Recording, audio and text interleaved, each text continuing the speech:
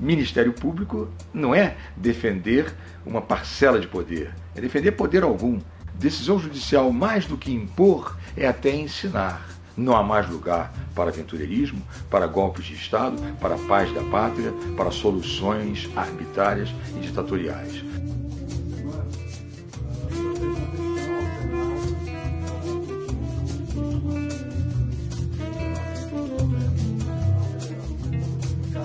Primeiro, nós fizemos até uma primeira petição no fim do ano passado, quando o ministro Gilmar Mendes, em declaração por todos conhecida e por ele não desmentida, isso é importante, né? Ele diz o quê? Ele diz a respeito de um projeto de iniciativa popular que aquelas pessoas que se envolveram na coleta de assinaturas para provocar o parlamento, 1.700.000 assinaturas, veja você bem, essas pessoas, disse ele, significam um bando de bêbados. Ora, um ministro da Suprema Corte dizer que aqueles que lutam pela democracia direta, projeto de iniciativa de lei popular, é isso, é você viver a democracia direta. O povo alcança um limite que a Constituição prevê de assinaturas e força o parlamento a deliberar. E criamos uma lei importante. Não resolve o problema eleitoral? Claro que não, porque a lei da ficha limpa, maravilhosa, tantos resultados produziu. E este ministro vem a público dizer que essas pessoas que estão ouvindo essa luta maravilhosa, bando de bêbados. Não é possível. Isso é violar qualquer decoro. E agora, mais recentemente, com aquela conversa que a mídia toda apresentou e que o ministro também não desmentiu, em que você vê ele dialogando com Aécio Neves, em que Aécio pede que ele atue diante de um senador da República, Flecha, eu acho que é Flecha Ribeiro, né, para que Flecha Ribeiro vote de determinada maneira num projeto de lei. E ele diz que vai fazer isso, e não só que vai, que já espontaneamente providenciou contato dele com outros 2 senadores do PSDB, que ele nomina, Antônio Anastasia e Tasso Gereissati, no sentido de que eles votem pela edição desse projeto. E veja você que é um projeto que limita as funções da magistratura e do Ministério Público. Ora, se este cidadão, né, presidindo o Tribunal Superior Eleitoral e membro do Supremo Tribunal Federal, não está a exercer atividade político-partidária, o que é exercer atividade político-partidária? E o magistrado nunca pode exercer atividade político-partidária. Por quê? Porque a essência dele é a imparcialidade, é não se miscuir com o destino traçado por outro poder. Que esse poder é que deve traçar o seu próprio destino, e não ele. Isso, portanto, é causa também prevista em lei como motivo a ser responsabilizado criminalmente perante o Senado da República. Como é que o senhor espera que esse processo transcorra? Veja, o primeiro, o senador Renan Calheiros, então presidente, né, laconicamente indeferiu. Nós recorremos e essa matéria está sujeita ao Supremo Tribunal Federal na relatoria do ministro Fachin. Este segundo, esperamos que agora mudou, agora o presidente do Senado é Eunício Oliveira, quem sabe Eunício, né, democraticamente, dê seguimento, não para que se condene desde já, que é isso, não, mas dê seguimento a algo tão grave, onde o ministro normalmente terá a oportunidade de defender seus pontos de vista amplamente, mas a sociedade pede que uma situação dessa seja muito bem explicitada, diante do contraditório, da plena defesa, e depois o Senado da República delibere. Você veja bem, num regime democrático, não é? Você tem que manifestar, né, suas opiniões sobre aquilo que você escreve. No nosso caso, pareceres do Ministério Público. No caso do magistrado, decisões. Porque eu sempre digo, decisão judicial, mais do que impor, é até ensinar. Não é? Então, em relação ao ministro Gilmar Mendes, eu vejo que ele extrapola isso e, na nossa visão, não é? Ele vai incidir nestas infrações que apresentamos. Agora, o fato do magistrado dizer, né, para você, para a imprensa, para quem quer que seja, que decidiu assim, não há nada de mais nisso. Ele clareia, né, o conteúdo da sua decisão. Mas veja bem, ele está se voltando para a sua decisão. Nessas hipóteses reais, concretas, que hipóteses não são, nesses fatos reais, né, que eu narrei para você, do ministro Gilmar Mendes, veja você, ele não ensina, ele não avalia decisões.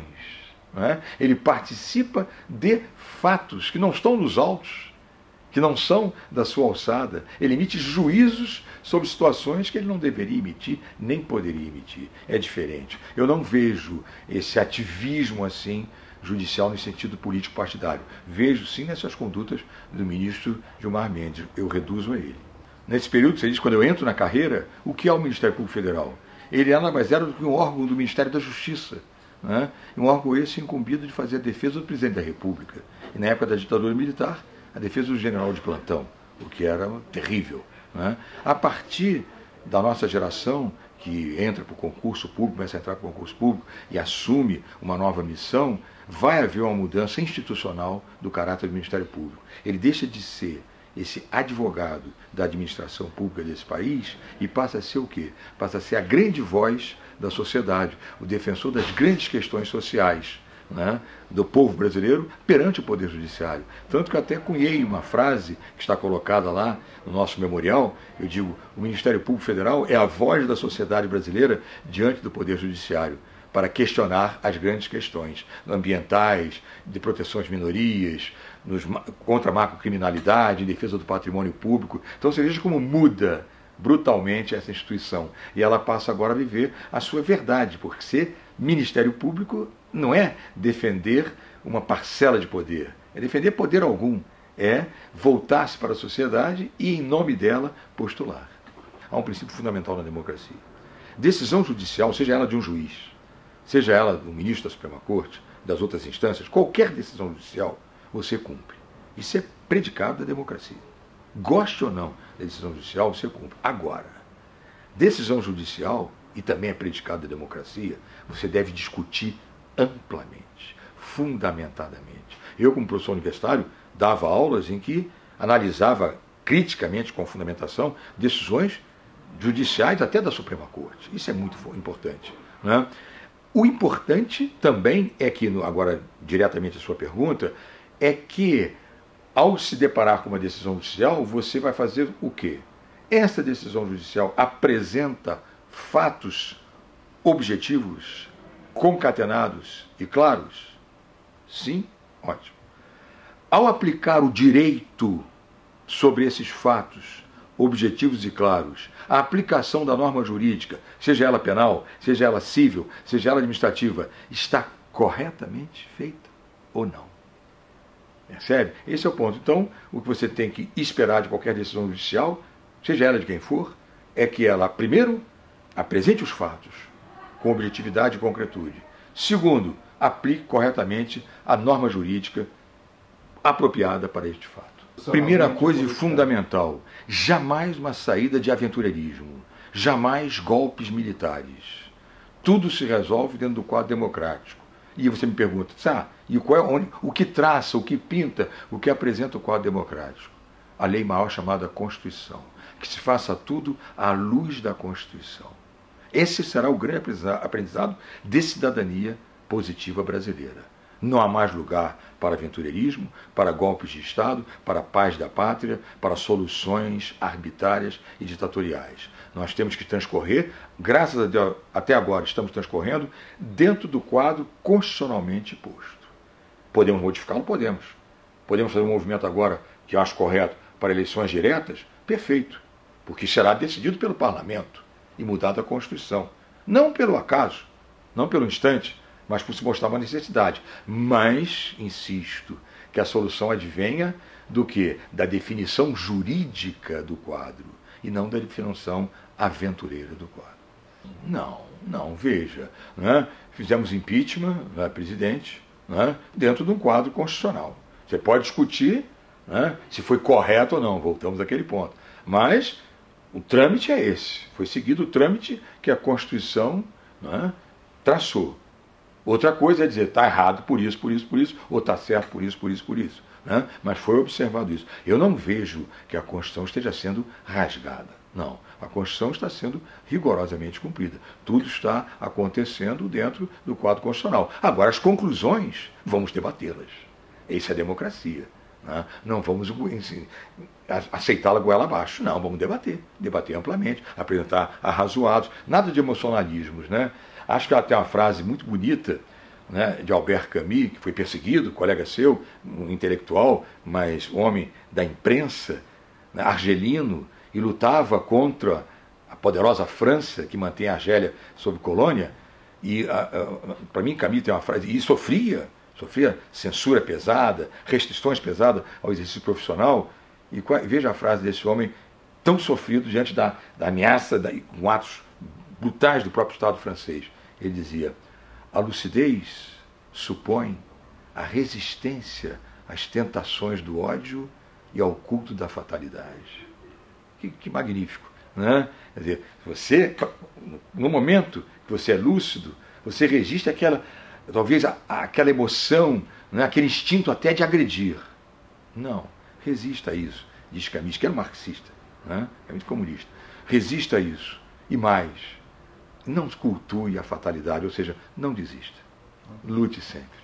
Para mim, o que aconteceu no quadro com Dilma Rousseff, você diz, foi um golpe midiático. Um golpe midiático. Olha bem a palavra que eu estou usando.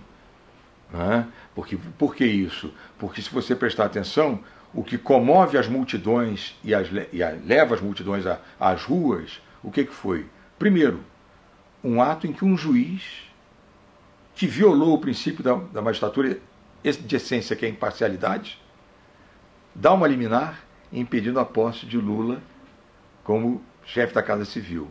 E aí você vê a grande mídia dizendo que isso aí significa obstruir a justiça. E as multidões vão à rua com esse símbolo. Você sabe melhor do que eu, que são jornalistas, como é que se produz isso. O outro, 3 promotores do Estado de São Paulo, eu me lembro bem, num auditório, midiaticamente formatado, dizem do fato do triplex no Guarujá. O que acontece? A juíza não recebe essa denúncia. Mas bastou eles convocar a mídia e dizer que fizeram a denúncia. As multidões foram arrastadas às ruas no dia seguinte. E essa denúncia dos promotores? Em nada. A juíza não recebeu. Você vai dizer, sim, mas esse fato está sendo apurado na área federal. Perfeito, está. Mas esses 2 fatos, no acontecer deles, no que acontecem, a grande mídia produz disso aí uma onda enorme que atrai as multidões para as ruas e desestabiliza. Há que se pensar sobre o papel acho que há uma nova reflexão até para vocês, né? O papel da mídia. Essa é uma grande interrogação. Aí depende, sabe? Depende muito. Agora, o bom daí, o que a gente tem que tirar daí é a necessidade do duplo grau de jurisdição. Ou seja, você não deixar na mão de um único magistrado a definição das questões. O duplo grau de jurisdição, você acabou de dizer, há uma reforma recente, uma condenação do juiz Moro, feita pelo colegiado que é superior a ele, né?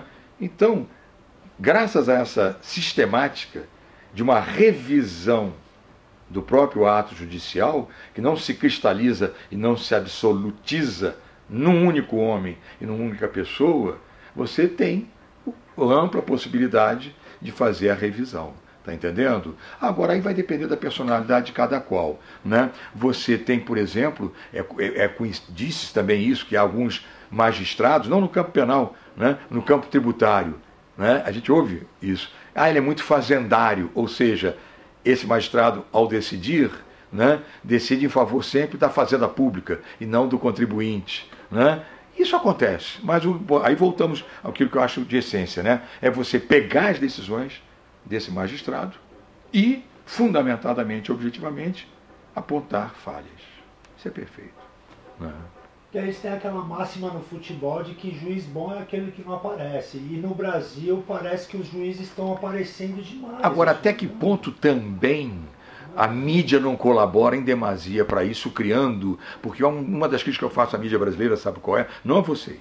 Eu acho que a grande saída do Brasil é incrementar fortemente, vamos chamar assim, o jornalismo, vocês acham que representam, alternativo. Não sei se a palavra é boa, né? Mas, veja bem, a grande mídia gosta de fazer o culto do herói. Não é nem o herói. Ele é produzido como herói. E eu acho que não deve ser assim. Nós deveríamos partir para um exame dos fatos na sua objetividade. O que significa isso? Quais são as repercussões positivas e negativas disso? Você está num plano da objetividade, que é um plano seguro de discutir. E não no plano da subjetividade, que é um plano que sempre nos leva a resvalar para os emocionalismos. Eu acho que Mas é uma postura de mídia, da grande mídia, não, insisto, não da de vocês. Alguma coisa que a gente tenha deixado passar? Não, pô, acho que está muito bom demais. Então tá. Eu que agradeço Muito a enorme obrigado. oportunidade. Muito obrigado. Valeu.